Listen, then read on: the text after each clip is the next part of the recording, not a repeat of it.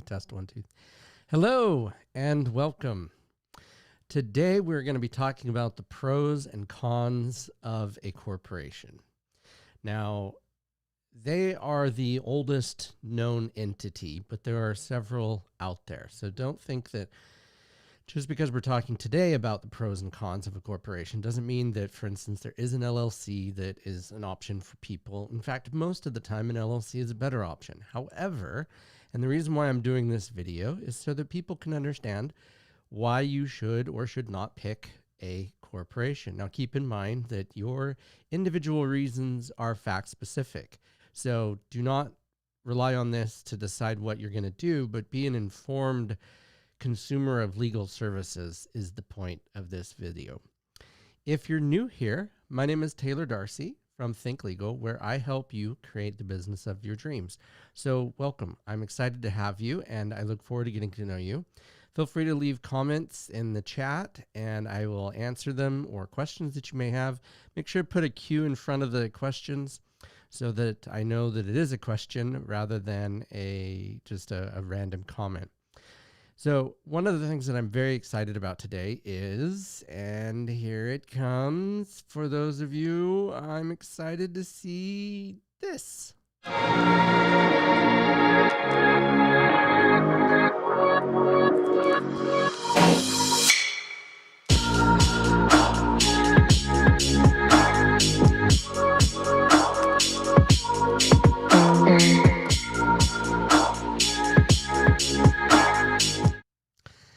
Yes, I finally finished my introduction.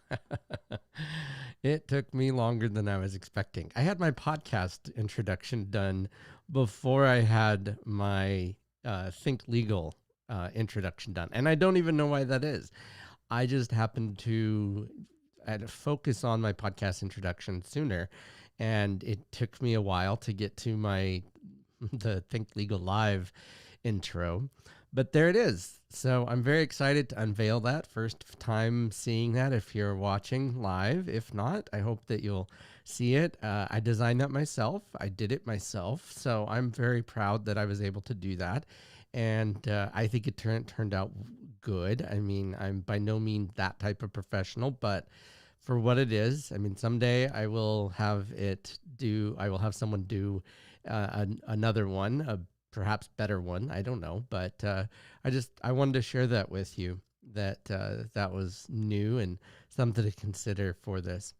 So let's go ahead and get started. Number one, and we're going to start with the cons first on this, because I think it's important to recognize that the pros outweigh the cons, and the cons are minuscule for the most part. So I don't want you to think that it's not a perfect entity.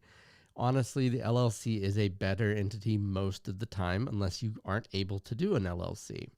So number one, a C corporation is subject to double taxation. And that means the shareholders are taxed on their earnings, and the corporation is taxed on its earnings, which if you're a small corporation, then that's a problem because you're getting double taxed. Now, if you elect the S-corp designation, that's no longer the case. It's no longer getting double taxation. And we're not going to touch on the S-corporation thing.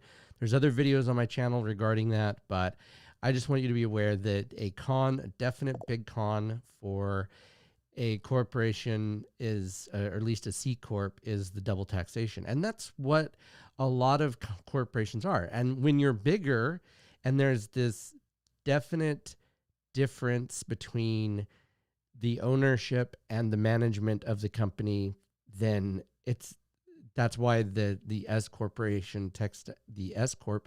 tax designation exists for corporations that are below 100 shareholders, for that reason, to give them that when it's not fair to tax them double, as opposed to in a normal corporation or a C corp, then the shareholders are fairly far removed and can be other entities themselves. And so the earnings are taxed fairly, and then the corporation is taxed as well.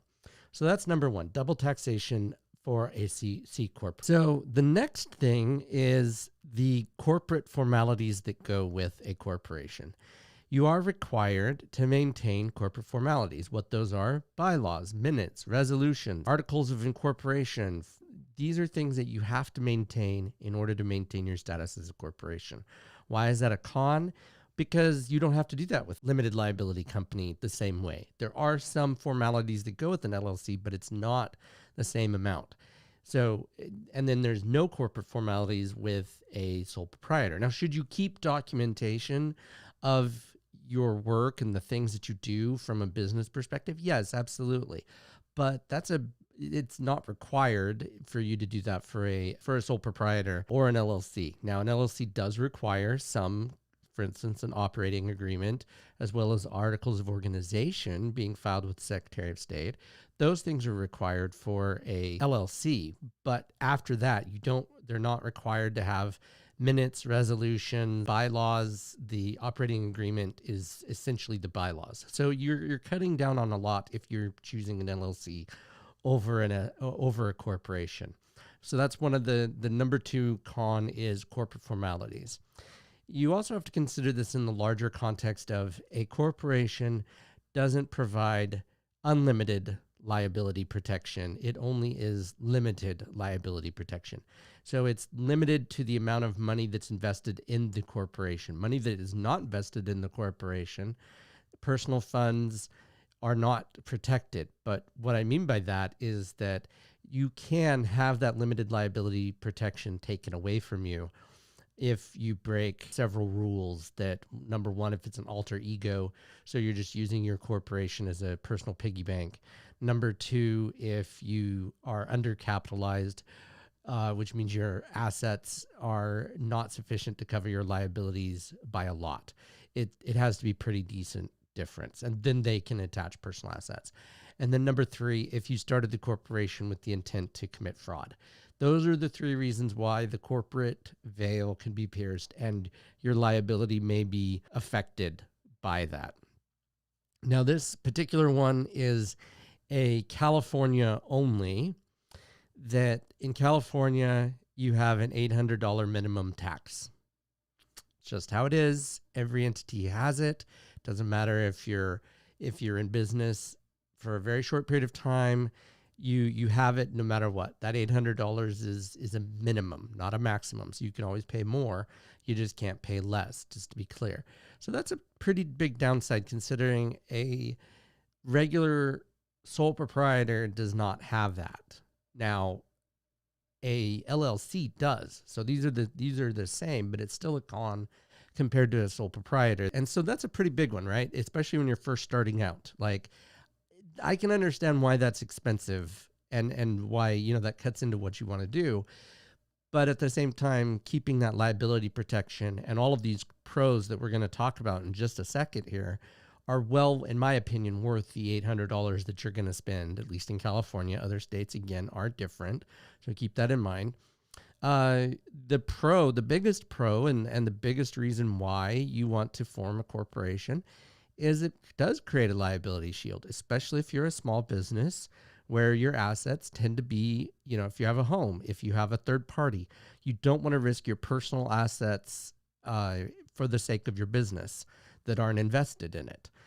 And it encourages some risk taking. Like, if you were a shareholder in a big corporation, and if they could somehow get at your personal assets, more people would not invest. That's the purpose of the liability shield, is to prevent people from not investing because of that liability. Imagine you're a millionaire, you want to invest in a company, and that all of a sudden they can come attach your assets for something that somebody else does. And so that was the original intent of a corporation, is that they wanted to create a liability shield so that it encourages investment, and that you're not having a unlimited, like with a sole proprietor, you have unlimited liability. Everything that you do can be attached that's in that. So if you own your own home, if you have any substantial assets, the other party could come after them if there's an issue or you're sued. That's your number one pro, is a liability shield. Number two, it's an actual business entity. It looks more official. People like doing businesses with corporations because they recognize that a corporation is an entity. It's a formal entity, as opposed to a DBA or a fictitious business name statement that is for a sole proprietor. It's not as official. Yes, there's the name that goes with it, but people like doing business with stable entities. And so, especially when you're starting out, it gives you a little bit more credibility. Now, are people going to make or break making that decision on whether or not they're going to do business with you solely on being a corporation or not being a corporation? No. I mean, don't be silly, but the thought process there, the idea that protecting your assets and having this business entity is a strong point. So keep that in mind, that this isn't a defining factor. These are just factors that go into whether people will do business with you and pros of having your own business. The next thing is, if you need capital, a sole proprietor has really only debt options for capital. A corporation has more options for capital because you can sell shares in the entity. And that gives you flexibility if you decide that you need more money to help you grow. So depending on what your goals are for your business, this makes a ton of sense. You're going to, by having these more options, you can get equity. You can do exchanges of work for equity. You can't do that in a sole proprietor because there's no equity to be had. It's just you as a person. So you want to keep that in mind. More capital options and more opportunity for growth. The next one is your entity survives you after you pass away. As a sole proprietor, if you are a business, if you die, all the assets are in your business name or in you, but they're not survivable. The contracts typically end when you die. So if you want something to be able to pass on to your family as a business, then a corporation is a much better way to go. Now, this is one of those areas where LLC versus corporation come into play as well. An LLC does not survive you in death. So if you're really concerned about that, there are ways around that, but I'm saying like a straight LLC with no other details, without having a trust involved or a trustee, it ends at the time of your death, of someone's death, of the member's death. You want to keep that in mind. A corporation does not. It does not end. It is survivable after death. So if that's a concern that you're looking for, that's one of those pros of a corporation. So you're really going to want to make sure that you're considering all of your factors, not just one. And this is why I'm on several discussion boards where they talk, once somebody says, oh, I want to start an LLC, and everybody jumps on the bandwagon of, oh yeah, it's so easy. Just go do this.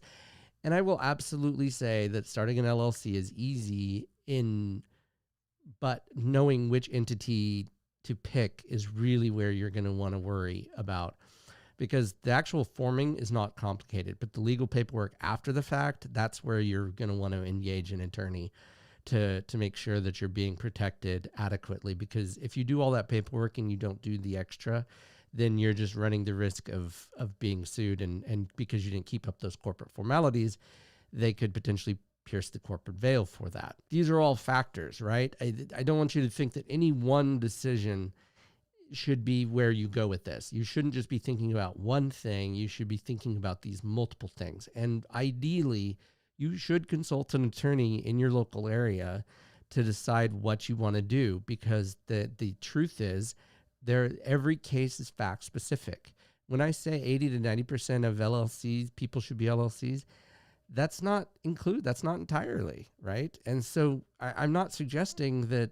I'm saying that's a general rule that's okay, fairly safe bet. But if I were you, I would have an attorney consult you to make sure that you're doing it right the first time, based on your goals. They're going to sit down with you and give you the right idea, as opposed to just what everybody else is doing. And that's really what that's about. The next and last and probably most important reason why, or a pro of a corporation, is alienability, or the ability to transfer your shares to someone new. If you have a business, it is a corporation, it is substantially easier to sell a corporation than it is to buy or to sell yourself, if it's not a thing, because the assets are in the business name. And so really all you're doing is transferring shares based on whatever value. And we've talked about that in other videos about buying and selling businesses. But the key here is that how much easier is it as a corporation to sell a business than it is to do it as a sole proprietor. Even an LLC is easier because it's a business entity. So it really depends. It gives you so much more flexible. There are so many more pros to a corporation or an LLC than there are to a sole proprietor. Sole proprietor is easy to get started. You don't have to worry about the crazy taxes.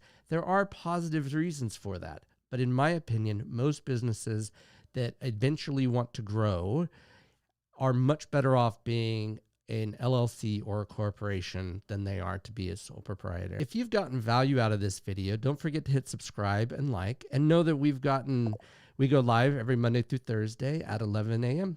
See you soon.